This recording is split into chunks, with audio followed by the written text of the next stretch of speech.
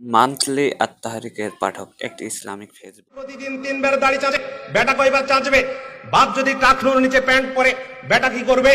মা যদি উলঙ্গ, ল্যাংটা, পেট ফাটা, পিঠ ফাটা, বুক ফাটা পোশাক পরে দোকানে দোকানে রংপুর সেন্ট্রাল রোডে ঘুরে বেড়াই, তাহলে তার পেট থেকে কি আদর্শ সন্তান আশা করা যায় না?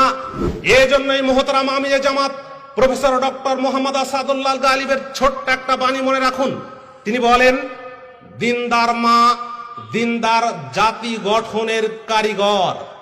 এই সম্মেলন থেকে প্রতিজ্ঞা করুন, মাথার ঘাম পায়ে ফেলে রিকশা চালিয়ে রাস্তায় কাজ করে হালাল টাকা উপার্জন করে নিজে খাবো, স্ত্রীর মুখে তুলে দেব, আমার ওই কচি সোনামণি ছেলেমেয়ের মুখে তুলে দিব। এরপরেও মদ খেয়ে, মদ বিক্রি করে, সুদ খেয়ে, হারাম খেয়ে, ঘুষ খেয়ে এই টাকা সোনামণির মুখে তুলে দেব না, স্ত্রীর মুখে তুলে দেব না। মনে রাখবে, সারা পৃথিবীর মানুষ যদি একত্রিত হয়ে তোমার কোনো ক্ষতি করতে চাই, লামিয়াদুর রুহুস, তোমার কোনো ক্ষতি করতে পারবে না। ইল্লা কাদ কাতাবাল্লাহু আলাইক, আল্লাহ তোমার তাকদীরে যেটা লিখে রেখেছেন ওইটা ব্যতীত।